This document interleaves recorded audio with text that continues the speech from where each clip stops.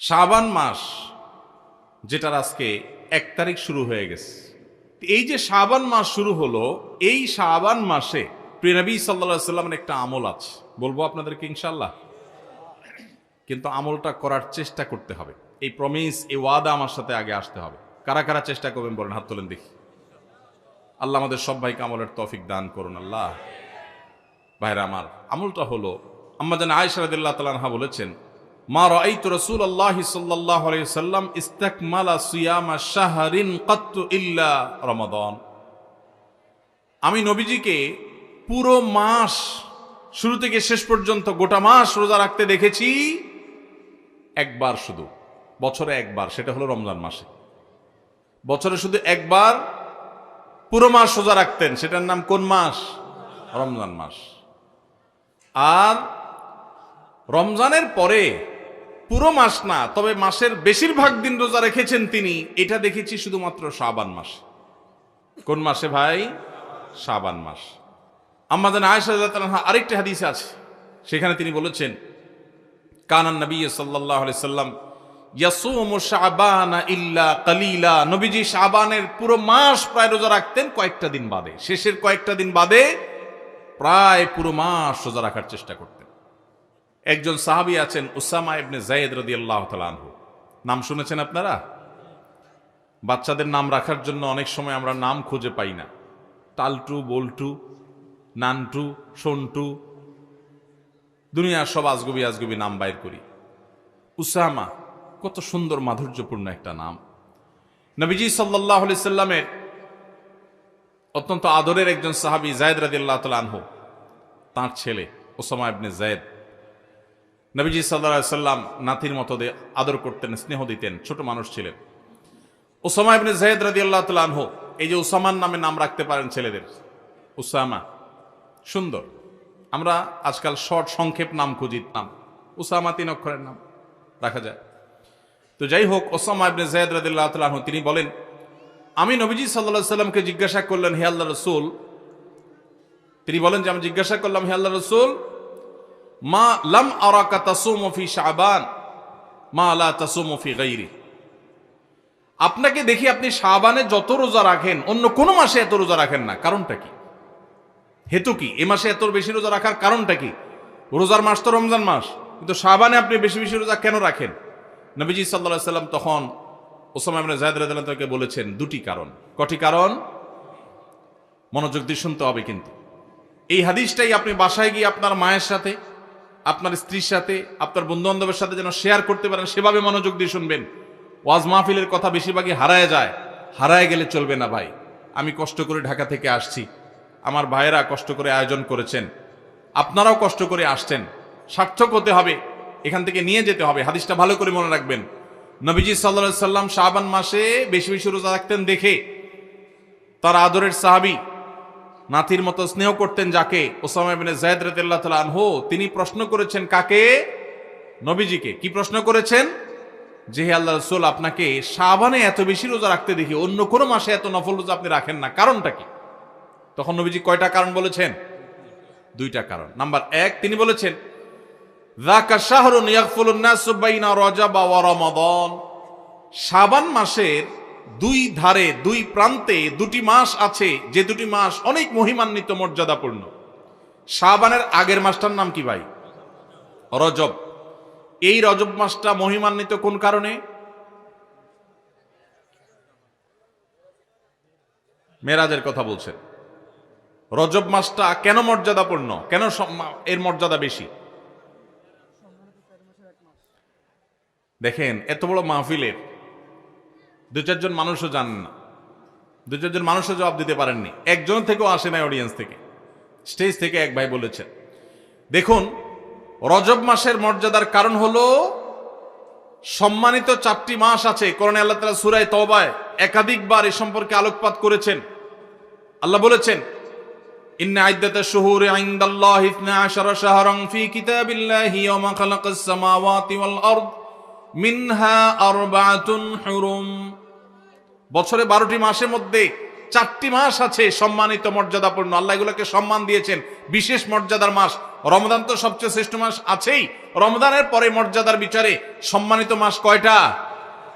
এই 4টার মধ্যে নবীজি সাল্লাল্লাহু আলাইহি সাল্লাম সহিহ বুখারীতে এই 4 মাসের ব্যাখ্যা বর্ণনা করতে গিয়ে তিনি বলেছেন সালাসুন মুতাওয়ালিয়াত, এই 4টার মধ্যে 3টা হলো ধারাবাহিক, জিলকদ, জিলহজ, মুহররম, আর চতুর্থ মাসটা হলো ওয়া রজব মুদর আল্লাযী বাইনা জুমাদা ওয়া শাবান, এই যে রজব মাসটা। তাহলে রজব মাসটা সম্মানিত 4 মাসের একটা, সেজন্য এই মাসটা মূলত মহিমান্বিত। এই মাসে নবীজি সাল্লাল্লাহু আলাইহি সাল্লাম মেরাজ হয়েছে বলে অনেক ইতিহাসবিদগণ বলেছেন, আবার অন্য মাসে হওয়ার কথাও আছে, কিন্তু আসল তাৎপর্যের কারণ হলো রজব মাসটি হলো সম্মানিত 4 মাসের একটা। এটাও আমরা অনেকেই প্রথম শুনলাম জীবনে। যাই হোক, সে বিষয়ে কথা বলা আমার উদ্দেশ্য নয়। তো উদ্দেশ্য হলো যে ওসামা ইবনে যায়েদকে নবীজি বলেছেন যে শাবান মাসটার আগের মাসটা হলো রজব, যেটা সম্মানিত 4 মাসের একটা মর্যাদাপূর্ণ মাস। আবার শাবানের পরের মাসটা কোনটা? রমজান, সেটা হলো বছরের সবচাইতে সেরা মাস। তো নবীজি বলেছেন 2টা মর্যাদাপূর্ণ মাসের মধ্যবর্তী শাবান মাসে মানুষ আমল ইবাদত না করে অবহেলায় বেশিরভাগ মানুষ কাটায়। বেশিরভাগ মানুষ অপেক্ষা থাকে রোজা কবে আসবে, তখন কোরআন তেলাওয়াত শুরু করব। রমজান কবে চাঁদ দেখা যাবে রমজানের, তখন নামাজ ধরবো। রমজান কবে শুরু হবে, তখন থেকে আমি তারাবি পড়া ধরবো, ভালো কাজ করা ধরবো। শাবান মাসে মানুষ রমজানের ক্ষণগণনা, দিন গণনা করতে থাকে, অবসর থাকে, অলসতা করে, অবহেলা করে। নবীজি বলেছেন মানুষ যেহেতু অবহেলা করে, এই জন্য এই সময়টাতে আমি বেশি বেশি নফল রোজা রাখি, কারণ যেই সময়টাতে মানুষ অবহেলা করে ওই সময় ইবাদতের আলাদা গুরুত্ব তৈরি হয়। ভোর রাতের সময় সবাই ঘুমায় থাকে, এই জন্য তখন তাহাজ্জুদ পড়লে সওয়াব বেশি।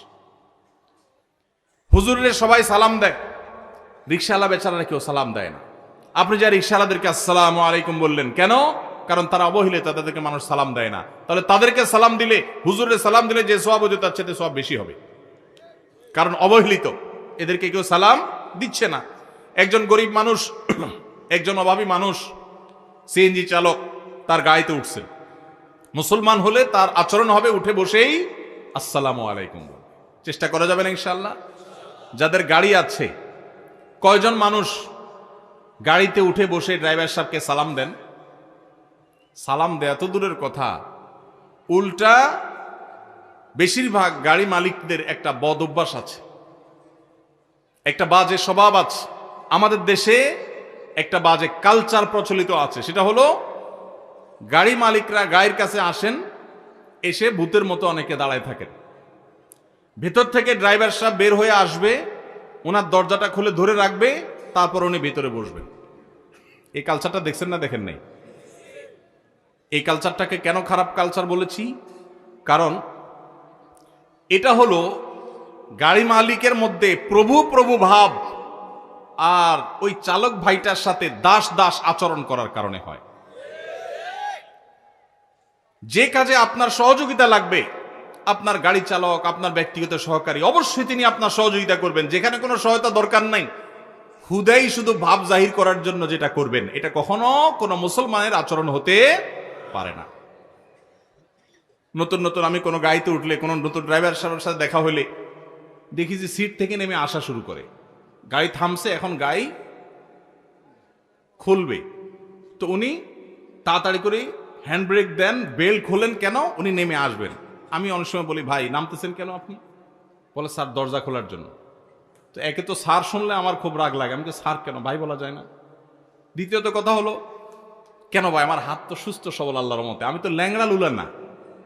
গাড়ির দরজা খোলার জন্য ছোট্ট একটা দরজার লক, এটা ধরে টান দিলে দরজাটা খুলে যাবে। তো আপনি ওখান থেকে নেমে পুরা গায়ের তফ করে, এক চক্কর তফ করে এসে তারপরে খোলা লাগবে, দরকার কি এত কাহিনী করার? এই কাহিনীটার কারণে ক্ষতি কি হয় দেখুন। প্রথমত, ওই গাড়ি মালিকের ভিতরে অহংকারের প্রকাশ হয়। দ্বিতীয়ত হলো, গাড়ি চালক গাড়িটাকে স্টার্টিং এ রেখে এসে এই যে দরজা খুলতে পুরো গাড়িটা তফ করে আসা লাগে, এখানে অতিরিক্ত সময় নষ্ট হয় কি হয় না? এখানে গাড়ি চালকের সাথে দাস সুলভ আচরণ করা হয়, এটা আরেকটা। পাশাপাশি একটা ভয়ঙ্কর ক্ষতি হয় পাবলিক প্লেসগুলোতে। আপনারা দেখবেন, সেদিন আমি যশোর থেকে ঢাকা আসছি, এয়ারপোর্টে নামার পর দেখি আমার গাড়ি অনেক দূরে সিরিয়ালে আছে। তো খেয়াল করি নাই, বের হয়ে গেছি, মনে করছি বাইরেই আছে। পরে দেখি যে অনেক সিরিয়ালে আছে। পরে সিরিয়ালে থাকা দেখে আমি দেখলাম যে ডোমেস্টিক এয়ারপোর্টের ওখানে ছোট্ট একটু জায়গা, সব উল্টাপাল্টা গাড়ি পার্কিং করে রাখছে। কারোর হয়তো বস আসবে, সাহেব আসবে, ড্রাইভার সাহেব ওটা দাঁড়ায়া সে তামু খাইতেছে।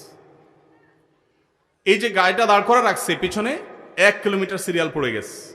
এর ফলশ্রুতিতে বহু মানুষের ফ্লাইট মিস হবে। আমি তখন আমার সাথে যারা ছিল তাদেরকে সাথে নিয়ে বললাম, চলো আজকে একটু ট্রাফিক গিরি করি। তখন চলে গেলাম, যে একটা একটা করে গাড়ির ড্রাইভারকে ধরে বললাম, ভাই কেন দাঁড়াইছেন এখানে, রং কেন পার্কিং করলেন? এতক্ষণ পর্যন্ত প্রহরী কাউকে দেখা যায় নাই। যখন আমি এই ডিউটি শুরু করে দিয়েছি, পরে দেখলাম যে প্রহরী সবাই এসে ভরে গেছে আমার চারপাশ। পরে বললাম, আপনাদের আজকে ডিউটি আমি করি, আপনারা শুধু তাকা তাকা দেখেন। হঠাৎ একটা সরকারি গাড়ি আসলো, বিরাট বড় স্টিকার দেওয়া, একেবারে রং ভাবে দাঁড়াইছে, ছোট্ট জায়গা, এরকম বাঁকা হয়ে এমন ভাবে দাঁড়াইছে পিছনে আরেকটা গাড়ি চলে যাবে, যে ওটা যাওয়ার রাস্তাটা বন্ধ হয়ে গেছে। অথচ এই গাড়িটা একটু সোজা হয়ে দাঁড়ালে, সাইড করে দাঁড়ালে ওই গাড়িটা যেতে পারে। গ্লাস নামাইলাম, ড্রাইভার সাহেবের সিগন্যাল দিয়া, এরপরে বললাম তার ওই বসকে শুনায়া শুনায়া, বস বসা ভিতরে বললাম, ভাই নতুন বাংলাদেশেও এই অহমিকাগুলো দূর করার সময় আসে নাই এখনো সে আগের অহংকার এখনো ধরে রাখছেন। আপনার এই রং ভাবে গাড়িটা দাঁড় করানোর কারণে পিছনে বহু গাড়ি সিরিয়ালে পড়ে গেছে। এটা বোঝার জন্য তো কোনো শিক্ষিত মানুষ হওয়ার দরকার নাই, কমন সেন্স থাকা যথেষ্ট, যে গাড়িটা আমি একটু সাইড করলেই তো অন্য গাড়িগুলো যেতে পারে। আমি ওই যে একটু আগে বলছিলাম, এই যে মাহফিলে আপনারা কত সুশৃঙ্খল, মাশাআল্লাহ, সেই আপনারাই যদি কেউ অটো চালক হন তো দেখা যাবে কল্লা ঢুকে দিছে, রিক্সা চালক ভাই মাথাটা ঢুকাই দিছে, আছে না নাই? এই শৃঙ্খলা বোধ যদি না থাকে, সে শত শত নফল নামাজ পড়েও ভালো মুসলমান হতে পারবে না। আমরা এটা জানি না। এই জন্য ভাই, আমাদের এই শৃঙ্খলা বোধ আমাদের মধ্যে জাগ্রত করতে হবে। চেষ্টা করা যাবে না ইনশাআল্লাহ?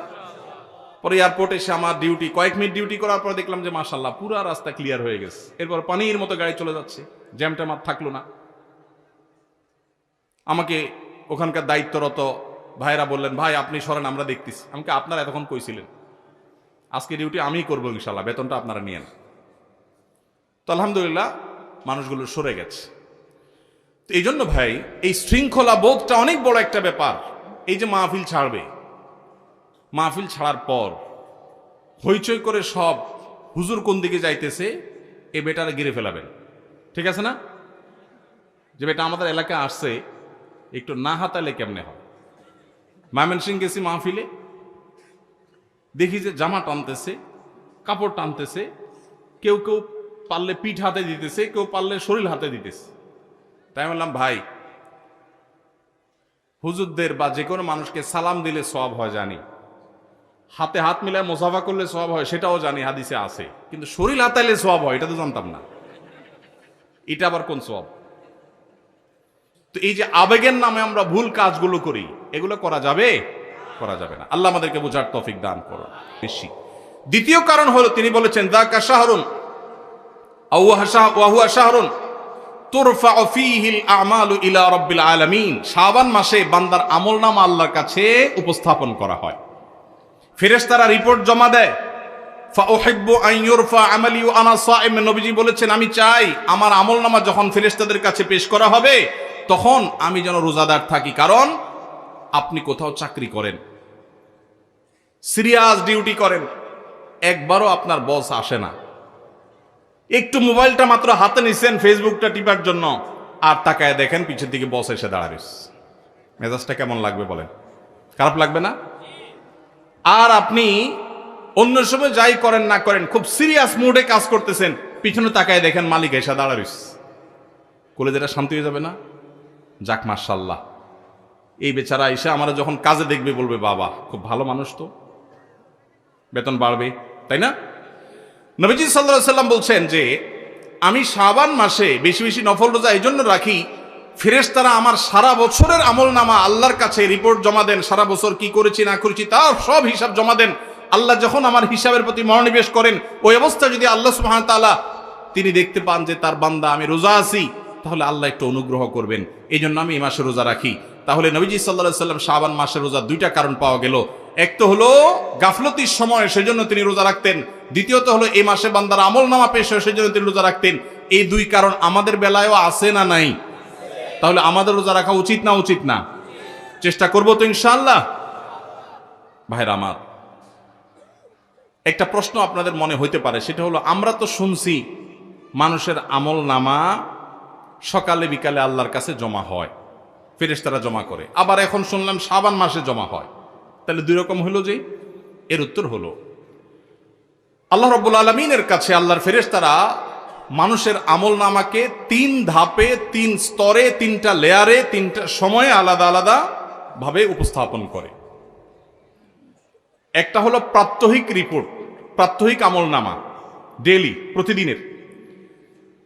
প্রতিদিনের আমল নামা সকাল এবং সন্ধ্যায়। সারা রাত আপনি কি করেছেন? ওয়াজ শুনেছেন না গান শুনেছেন? ভালো কাজ করেছেন না মন্দ কাজ করেছেন? সারা রাতে কি করেছেন? প্রত্যেকটা মানুষের হিসাব আল্লাহ রাব্বুল আলামিনের কাছে প্রত্যেকটা ভোরে ওই রাতের ডিউটি থাকা ফেরেশতারা জমা দেন। আবার সারাদিন আমরা যা করি না করি, সন্ধ্যায় সারাদিনের ডিউটিতে রত ফেরেশতারা আল্লাহর কাছে জমা দেন। তাহলে বান্দার আমল নামা, বান্দার রিপোর্ট জমা দেওয়া হয় একটা হলো প্রাত্যহিক, প্রতিদিন। সেটা কখন? সকাল এবং সন্ধ্যা। বান্দার আমল নামা জমা দেওয়া হয় আরেকটা লেয়ারে, সেটা হলো প্রত্যেক সপ্তাহে 2 দিন, সোমবার এবং বৃহস্পতিবার। নবীজি সাল্লাল্লাহু আলাইহি ওয়াসাল্লাম যেন সোমবার বৃহস্পতিবার রোজা রাখতেন, কারণ সোমবার এবং বৃহস্পতিবার বান্দার আমল নামা ফেরেশতারা আল্লাহর কাছে পেশ করেন। তাহলে একটা হলো ডেইলি আমল নামা পেশ, সেটা সকাল সন্ধ্যা। একটা হলো সাপ্তাহিক আমল নামা পেশ, সেটা হলো সোম বৃহস্পতি। আর একটা হলো বার্ষিক রিপোর্ট পেশ, সেটা কখন? শাবান মাস। বিভিন্ন অফিসে যারা চাকরি করেন, মাসের হিসাব দেওয়া লাগে একরকম, ডেইলির হিসাব দেওয়া লাগে আরেক রকম, বার্ষিক রিপোর্ট দেওয়া লাগে আরেক রকম, আছে না নাই? ঠিক একইভাবে আল্লাহ রাব্বুল আলামিনের কাছে আমাদের আমল নামা পেশ করা হয়। ভাইয়ের আমার, সেজন্য এই রিপোর্ট জমা দেওয়ার সময়গুলোতে বান্দা বিশেষভাবে আমলে মনোযোগী হবে। এই জন্য নবী সাল্লাল্লাহু আলাইহি ওয়াসাল্লাম বলেছেন, ওয়াসাব্বিহু, আল্লাহ তাআলা বলেছেন কোরআনে কারীমে, ওয়াসাব্বিহু বুকরাতাও ওয়া আসীলা, সকাল সন্ধ্যা আল্লাহর তাসবিহ পেশ করো। নবীজি সাল্লাল্লাহু আলাইহি ওয়াসাল্লাম সকাল সন্ধ্যা বিশেষ তাসবিহ পেশ করতেন, জিকির আজকার করতেন, দোয়া করতেন, আমল করতেন, কারণ এই যে আমল জমা দেওয়া হয়, আমল নামা জমা দেওয়া হয়। আবার সোমবার বৃহস্পতিবার রোজা রাখতেন, কারণ আমল নামা জমা দেওয়া হয়। আবার শাবান মাসে বেশি রোজা রাখতেন, কারণ আমল নামা জমা দেওয়া হয়। তার আমল নামা জমা দেওয়ার 3টা লেয়ার আছে, মনে থাকবে তো ইনশাআল্লাহ।